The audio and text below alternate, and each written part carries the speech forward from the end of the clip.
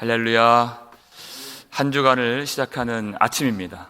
오늘 하나님께서 우리 가운데 임하여 주셔서 믿음으로 살 수 있는 힘과 은혜와 능력을 더하시는 복된 이 시간이 되기를 주의 이름으로 축복합니다.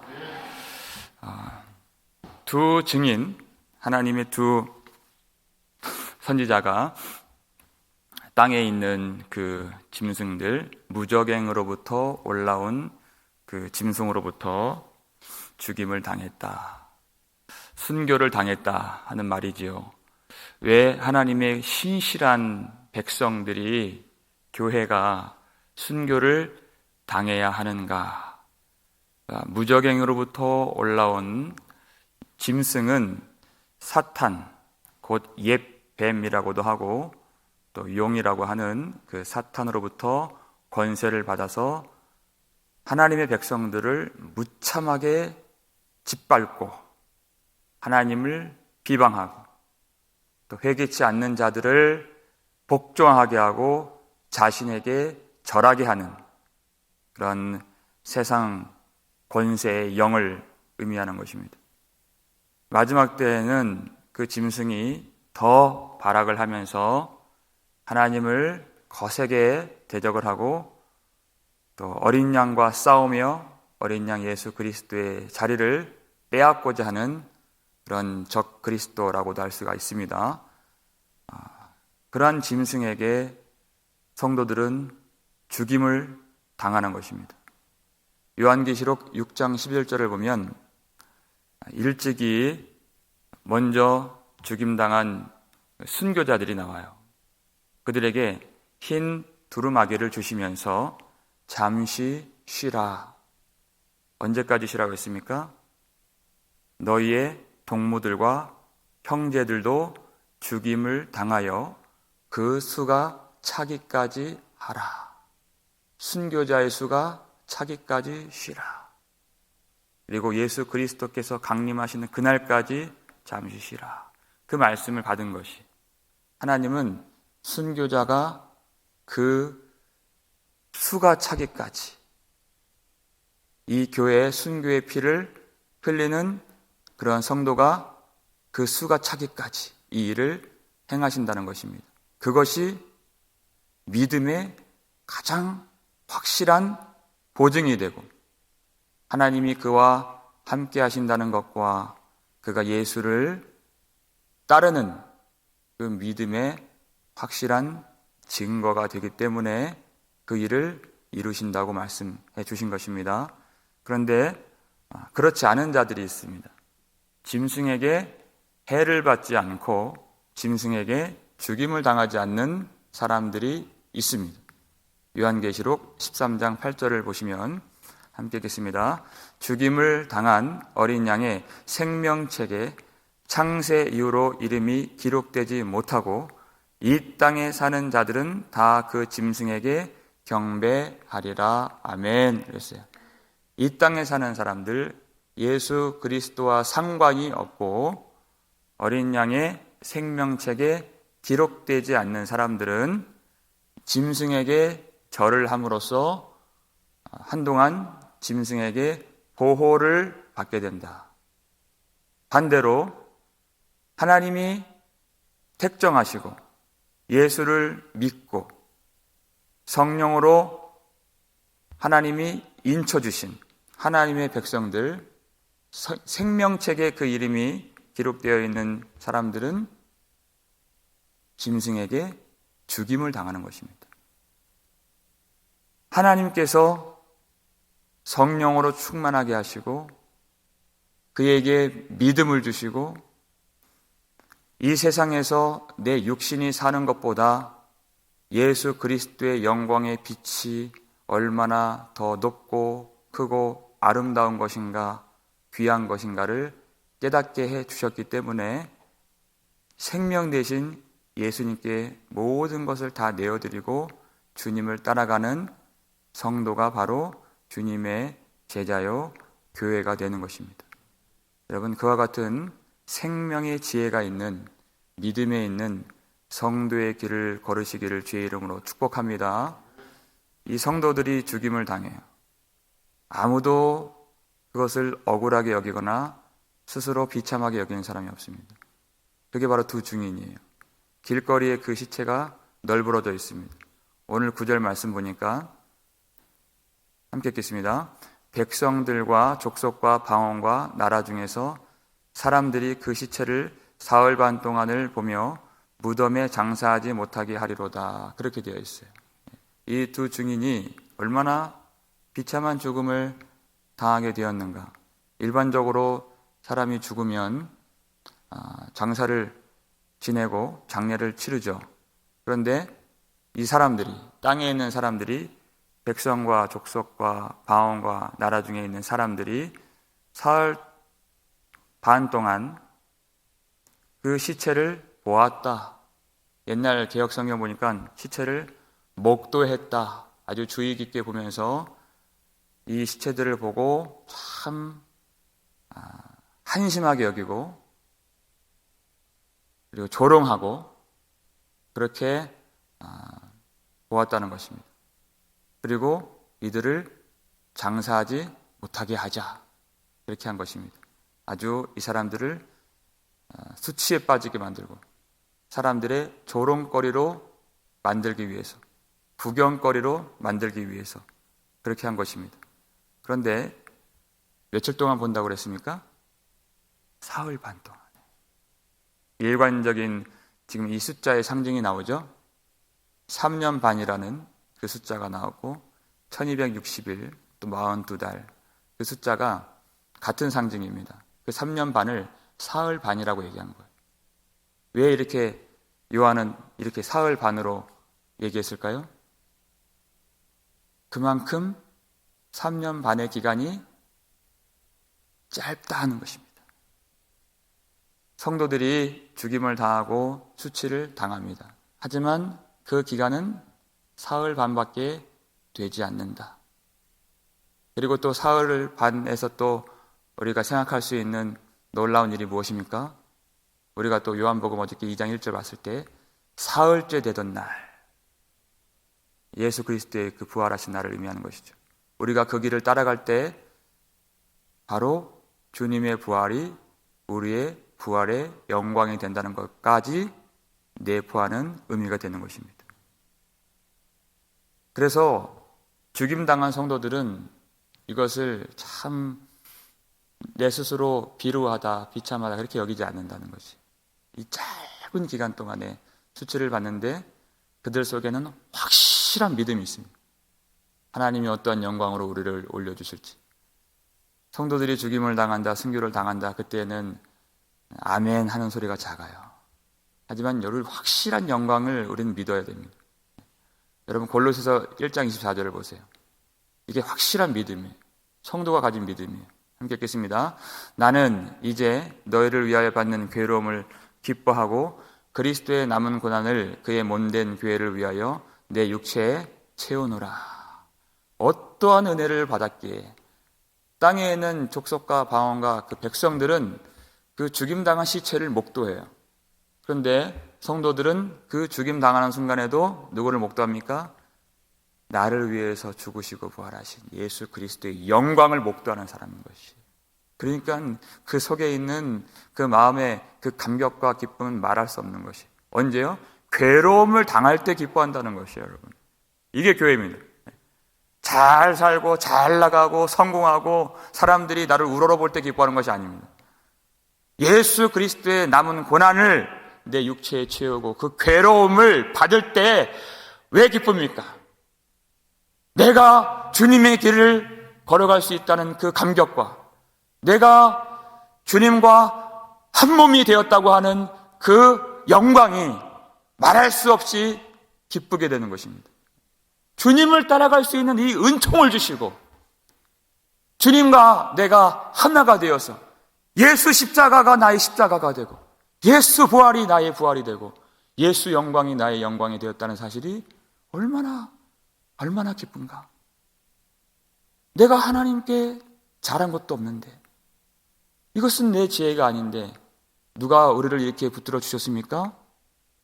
골로새서 1장 29절을 보세요. 함께 읽겠습니다. 이를 위하여 나도 내 속에서 능력으로 역사하시는 이의 역사를 따라 힘을 다하여 수고하노라. 아멘. 할렐루야. 내가 내 지혜로 내 능력으로 그 길을 따라갈 수 없는 것입니다. 내 속에서 능력으로 역사해 주시는 이의 역사를 따라 성령께서 나를 붙잡아 주시고, 성령께서 이 믿음 주시고, 성령께서 세상을 이길 수 있도록 붙잡아 주셔서 그 사람들처럼 생각하지 아니하고 이 고난의 길이 영광의 길이요, 이 수치의 길이 기쁨의 길인 것을 알도록 우리에게 역사해 주시고 능력으로 붙잡아 주셨다는 것입니다.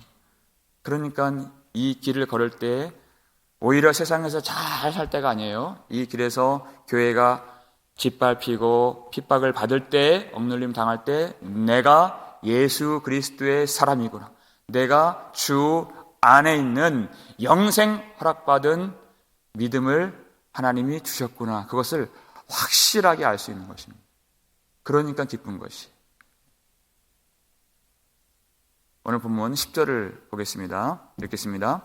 이 두 선지자가 땅에 사는 자들을 괴롭게 한 거로 땅에 사는 자들이 그들의 죽음을 즐거워하고 기뻐하여 서로 예물을 보내리라 하더라. 땅에 있는 사람들의 기쁨이 따로 있어요. 땅에 있는 사람들의 즐거움이 따로 있습니다. 성도들은 주님을 위하여 십자가의 길을 걸어가면서 그 괴로움을 기뻐한다 그랬어요. 그런데 땅에 있는 사람들은 무엇을 기뻐합니까? 두 증인이 죽임을 당해서 그렇게 시체가 길거리에서 널브러져 있는 것을 보고서 그 죽음을 즐거워하고 기뻐하고 또 서로 예물을 보내고 그 일을 한다는 것이. 여러분, 교회가 망하고 교회가 문을 닫고 성도들이 어려움을 당하고 성도들이 죽임당하면 기뻐하는 사람들이 있습니다. 세상 사람들은 그것을 기뻐한다 그랬어요. 그런데 왜 기뻐합니까? 두 증인이 그들을 괴롭게 했다는 것이에요. 10절 말씀 다시 보여주세요. 두 선지자가 땅에 사는 자들을 어떻게 해요? 괴롭게 한 거로 그렇게 했어요. 여러분, 두 증인이 무엇을 괴롭게 했습니까? 교회가 이 땅에 있는 사람들에게 괴롭게 한 것은 무엇입니까? 폭력을 휘둘렀습니까? 욕을 했습니까? 아니면 죽으라고 저주를 했습니까? 해코지를 했습니까?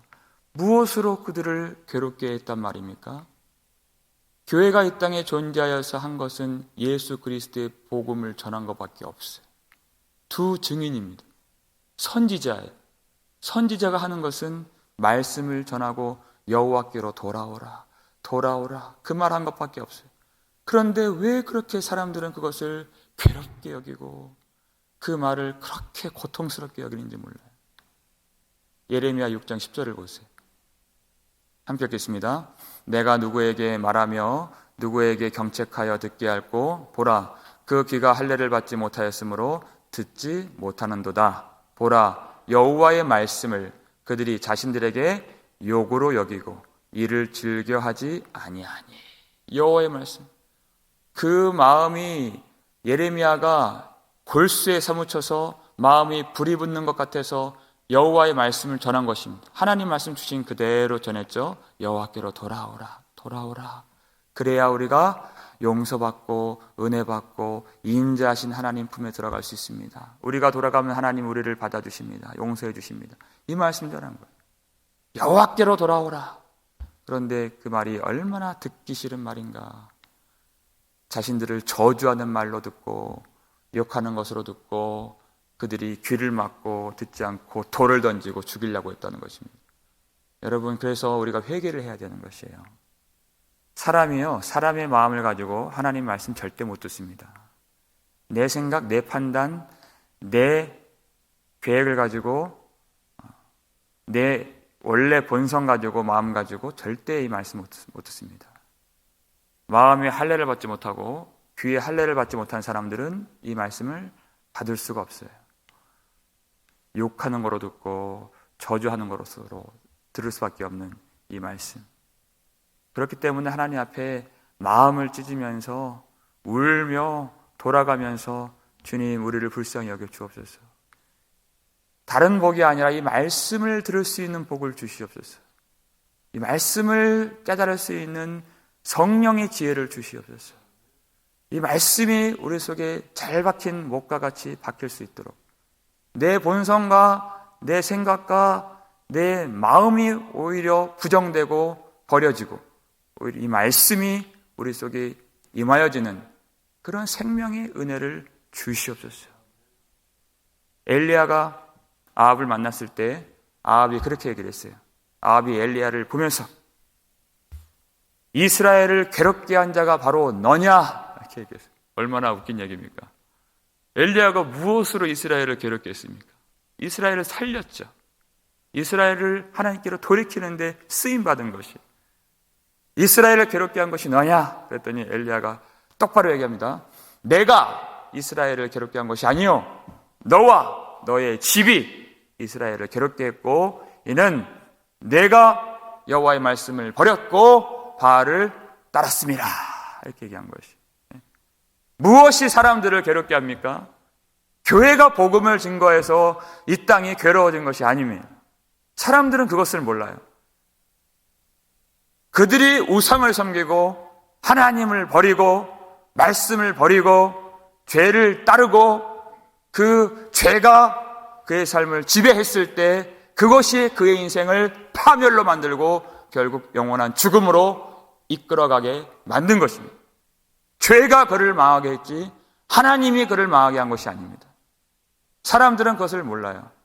사탄이 그들을 종노릇하게 만들고 짐승이 그들을 괴롭게 한 것이지 짐승이 그들을 거두어 준 것이 아닙니다. 하나님의 말씀만이 생명인 것을 모르기 때문에 사람들은 자신이 생각하는 선을 따라서 자신의 생각을 따라서 살아갈 때 망하는 것입니다. 그것이 육신의 생각인 것입니다. 사람들은 진리를 볼 수 있는 눈이 없어요. 우리는 끝까지 그 육신의 생각과 싸워야 하는 것입니다. 진리가 무엇인가? 오직 예수 그리스도를 따라가고 그리스도의 진리를 따라가고 나 자신, 세상의 통념, 세상의 가치관, 나의 생각을 따라가지 않는 참된 성도의 지혜가 임하는 우리 교회가 되기를 주의 이름으로 축원합니다. 사람들이 절대 알 수 없다는 것이에요.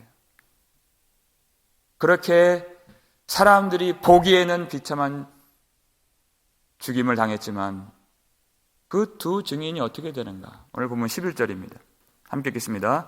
3일 반 후에 하나님께로부터 생기가 그들 속에 들어가매 그들이 발로 일어서니 구경하는 자들이 크게 두려워하더라. 아멘. 성도는 이것을 알기 때문에 복음을 전할 수가 있는 것이에요. 3일 반 후에 얼마나 짧은 시간입니까? 3일 반 후가 지났어요. 3년 6개월이 지났습니다. 성도의 모든 권세가 깨지기까지 하는 그 기간이 지났어요. 하나님이 생기를 그들에게 부어넣어 주신 거예요. 마치 에스겔 37장에서 그 골짜기에 있는 마른 뼈에게 하나님이 생기를 불어넣어 주시니까 그 뼈가 연락되고 그들이 살이 붙고 하나님의 군대로 일어서게 되었던 것처럼 그들이 부활의 권능으로 다시 일어서게 되었다는 것입니다. 그것을 보니까 사람들이 크게 두려워했다 그래서 그렇게 시체를 보고 기뻐하고 즐거워했던 그 사람들이 성도들이 다시 일어나고 부활하게 되는 것을 보니까 얼마나 두렵겠습니까? 여러분, 완전하게 하나님께서는 3일 반 후에 대역전극을 펼쳐주신다는 것입니다. 대반전의 그 회복의 역사를 이루어 주신다는 것이. 그렇게 땅에서 기뻐했던 자들은 크게 두려워하게 만드시고 수치에 빠지고 고통을 당했던 성도들은 영원한 기쁨과 영광을 얻게 만들어주심을 믿으시길 바랍니다. 믿음이 있으니까 우리가 순교를 당한다 했을 때에도 아멘 할 수가 있는 것이에요. 영광을 얻는, 영생을 얻는 주님과 영원히 함께 거하는 그 기쁨이 우리 가운데 반드시 올 것이기 때문에 그렇습니다. 반드시 오기 때문에. 그러니까 이들이 왜 두렵습니까? 하나님을 비방하고 교회를 짓밟고 성도들을 이들이 죽였잖아요. 그런데 하나님이 그들을 이렇게 세워주신 것을 보고 하나님이 살아계신다는 것을 이들이 비로소 알게 된 것이에요. 그리고 교회가, 성도가, 두 증인이 부활하게 되는 것을 보면 이들이 무엇을 직감할 수 있습니까? 이들을 자신들이 죽였는데 자신들에게 시인판이 온다는 것을 이들은 직감할 수 있는 것이에요. 그러니까 말할 수 없이 두렵고 떨리게 되는 것입니다. 하나님이 그들을 살리시고 죄 없는 교회를 살리시고 이제 죄 있는, 예수 알지 못하는 그들에게 어떠한 형벌을 내리실까 이들이 알고 두려워하게 되는 것이, 그날이 언제입니까? 예수 그리스도 강림하신 날인 것이. 그러니까 우리가 그날을 기대하는 것입니다. 공의롭게 모든 일을 바로잡아 주시는 하나님의 날, 여호와의 날, 예수 그리스도의 날을 우리는 너무나도 사모하는 것입니다. 이 땅에서 어떤 복을 얻고 어떤 일이 해결되고 어떤 기다리는 날, 여러분 그렇지 않습니다. 주님께서 구름을 타고 우리 가운데 임하여 주시는 날을 기다리는 것입니다. 12절 말씀 보겠습니다. 읽겠습니다. 하늘로부터 큰 음성이 있어 이리로 올라오라 함을 그들이 듣고 구름을 타고 하늘로 올라가니 그들의 원수들도 구경하더라. 아멘. 그랬습니다. 하늘로부터 큰 음성이 있어 이리로 올라오라. 주님 우리를 부르시는 그 음성이 있는 그날, 예수 그리스도께서 구름을 타고 우리 가운데 오실 때 우리도 구름을 타고 하늘로 올라가니, 여러분 이 역사 반드시 일어나게 되는 것입니다. 큰 음성이 있을 때, 그리고 나팔 소리가 울릴 때, 사람들은 여기저기서 재난과 환란이 일어나고 그 나팔 소리, 나팔 재앙으로 인하여서 그 두려움이 빠질 때 성도들은 그것이 우리를 부르시는 하나님의 음성인 것을 알고, 하나님께서 곧 예수 그리스도를 이 땅에 보내시는 그 신호인 것을 알고 우리는 더 기대하고 더 소망하고 이 환란 가운데 더 큰 믿음으로 세상을 이길 수가 있는 것입니다. 주님이 곧 오실 것이기 때문에, 주님이 속히 오신다고 약속해 주셨기 때문에, 이 나팔 소리는 사람들에게는 두려움을 주는 소리이지만 성도들을 사방 끝에서 주님 앞으로 모아주시고 불러주시는 그런 하나님의 음성이기 때문에 우리는 믿음을 가지고 주님을 바라볼 수가 있는 것입니다. 우리의 위로와 우리의 소망이, 우리의 영광이 무엇이겠습니까? 데살로니가전서 4장 16절 17절 함께 읽겠습니다. 주께서 호령과 천사장의 소리와 하나님의 나팔 소리로 친히 하늘로부터 강림하시리니 그리스도 안에서 죽은 자들이 먼저 일어나고 그 후에 우리 살아남은 자들도 그들과 함께 구름 속으로 끌어올려 공중에서 주를 영접하게 하시리니 그리하여 우리가 항상 주와 함께 있으리라. 아멘. 그랬어요. 아멘. 주님께서 우리 가운데 강림해 주실 때 주 안에서 죽은 자들이 다 살아나게 된다 그랬어요. 그러면 그들이 주님 앞에 들려 올려지게 됩니다. 그리고 살아있는 자들, 살아있을 때 예수님을 만난 자들도 다 주님 앞에 끌어올려 주님께서 우리를 만나주시고 우리는 주님을 영접하게 되는 그 날에 영원한 영광으로, 영원한 생명으로 다시는 눈물도 아픔도 고통도 사망도 없는 그 나라로 들어가게 되는 것입니다. 여러분, 이것이 우리의 유일한 위로인 줄 믿으시길 바랍니다. 데살로니가 교회에도 참 고통이 많았고 순교자들이 많이 있었고 그들이 참 핍박을 많이 당했어요. 그런데 이러한 말로 서로 위로하라. 18절 한번 보세요. 그 다음 절 함께 읽겠습니다. 그러므로 이러한 말로 서로 위로하라 그랬어요. 다른 위로가 없는 것이에요. 우리에게는 어떤 위로가 없어요. 예수님 다시 오십니다. 그래서 우리가 공중으로 올라가게 됩니다. 주님을 영접하게 됩니다. 주와 함께 영원히 살게 됩니다. 이미 그 생명 받아서 우리가 하나님 나라를 살고 있습니다. 이러한 말로 서로 위로하라. 땅에서 무엇이 되어지는 것, 우리가 승진하고 어떤 좋은 어떤 집을 갖고 어떤 일들이 형통하게 되는 것, 그런 말로 우리가 위로하는 것이 아닙니다. 이러한 말로 복음으로 위로하라. 예수 그리스도께서 다시 오신 그 말씀으로 위로하라 하는 것이에요.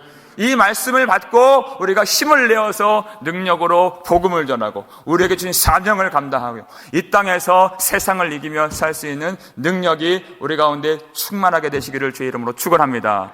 예수와 함께 고난을 받고 예수와 함께 수치를 당하고 수치를 받을수록, 고난이 깊어질수록 예수와 함께 받을 영광이 더 가까이 온다는 것을 깨닫고 주 안에서 죽는 영광을 얻고 주 안에서 다시 부활의 영광을 얻어서 주님께 영광 돌리고 그 위로서, 그 영광으로서 마지막 사명 잘 감당하는 우리 교회가 되기를 주의 이름으로 축원합니다.